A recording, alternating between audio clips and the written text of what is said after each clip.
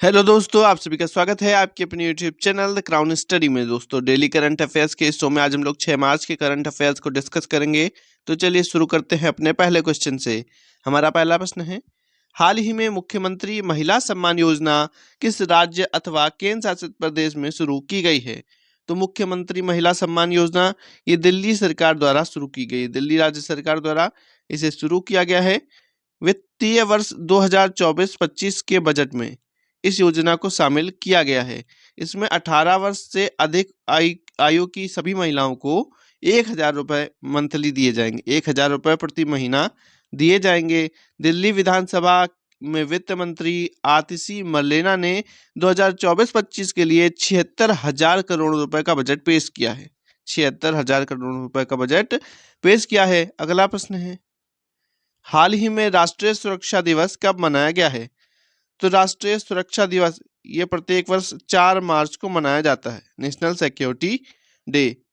उद्देश्य क्या है? तो विभिन्न क्षेत्रों में सुरक्षा को लेकर जागरूकता फैलाना और दुर्घटनाओं में कमी लाना, ये इसका उद्देश्य है। अगर बात करें इसकी थीम क्या है, तो इसकी थीम है focus on safety leadership for ESG excellence.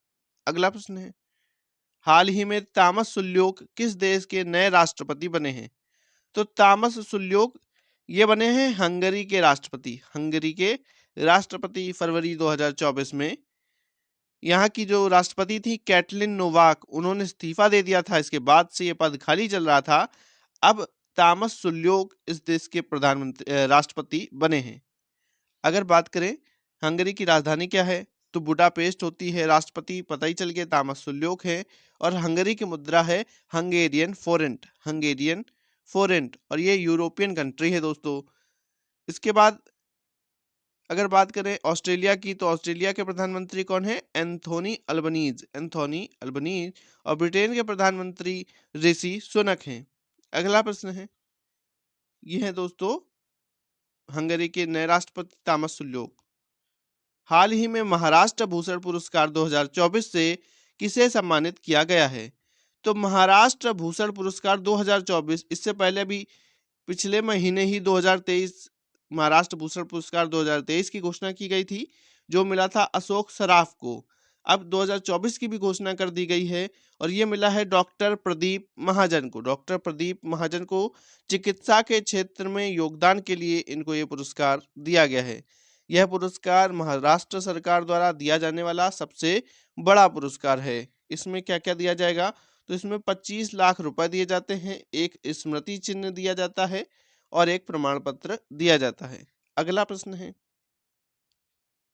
ये रहे दोस्तों प्रदीप महाजन। हाल ही में किस राज्य सरकार ने इंदिरा अम्मा आवास योजना शुरू करने की घोषणा की है? तो इंदिरा अम्मा आवास योजना ये शुरू करेगी तेलंगाना सरकार। तेलंगाना के मुख्यमंत्री रेवंत रेड्डी ने इस योजना को शुरू करने की घोषणा की है। इसमें क्या होगा? तो जिनके पास आवासीय भूखंड हैं उन्हें ये सरकार घर बनाने के लिए 5 लाख रुपए देगी, 5 लाख रुपए देगी। और जिनके पास आवास नहीं है उन्हें पहले आवासीय भूखंड दिए जाएंगे, उसके बाद उसे बनवाने के लिए 5 लाख रुपए दिए जाएंगे।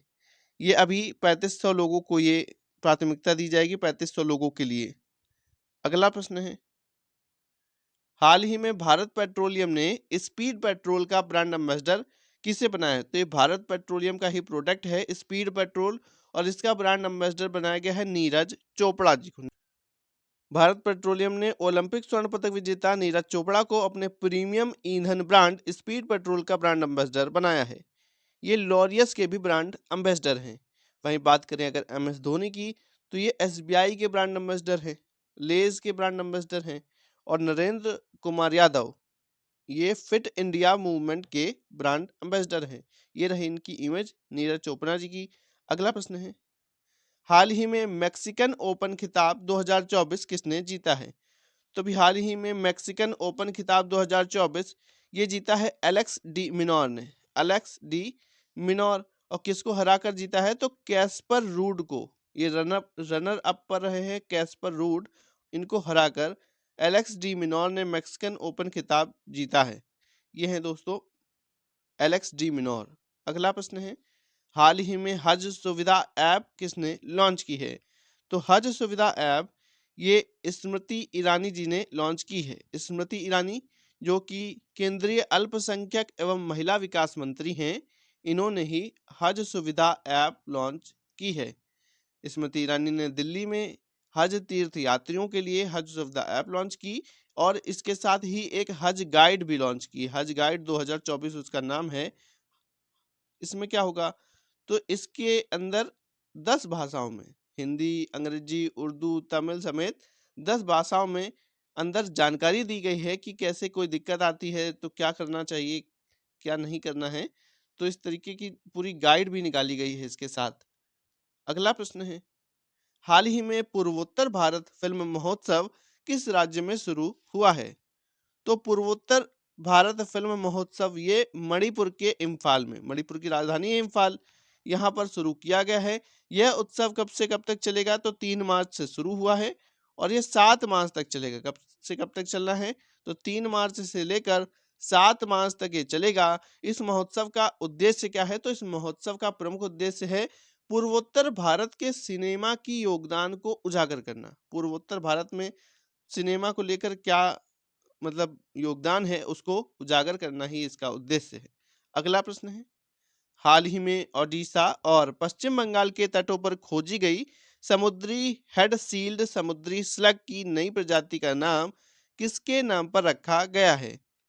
तो अभी हाल ही में ओडिशा और पश्चिम बंगाल के तटों पर इसकी खोज की गई है, समुद्री हेड सील्ड समुद्री स्लग। इस प्रजाति का नाम राष्ट्रपति द्रौपदी मुर्मू जी के नाम पर रखा गया है। राष्ट्रपति द्रौपदी मुर्मू जी के नाम पर रखा गया है। भारतीय प्राणी सर्वेक्षण यानी जूलॉजिकल सर्वे ऑफ इंडिया ने पश्चिम बंगाल और ओडिशा के तटों पर समुद्री हेड सील्ड समुद्री स्लग की नई प्रजाति की पहचान की और इसका नाम रखा है मेलानोक्लामिस द्रौपदी। मेलानोक्लामिस द्रौपदी, ये इसका नाम रखा गया है। अगर बात करें जूलॉजिकल सर्वे ऑफ इंडिया यानी ZSI, इसकी स्थापना कब हुई थी? तो इसकी स्थापना हुई थी 1 जुलाई 1916 को। कहाँ पर हुई थी? तो कोलकाता के अंदर, कोलकाता के अंदर। और इसके वर्तमान में निदेशक कौन है? वेरी इंपॉर्टेंट है, तो निदेशक हैं डॉक्टर धृति बनर्जी। धृति बनर्जी। दोस्तों अगर वीडियो अच्छा लगा हो तो वीडियो को लाइक करें, शेयर करें, चैनल को सब्सक्राइब करके बेल आइकन दबा दें। Thank you.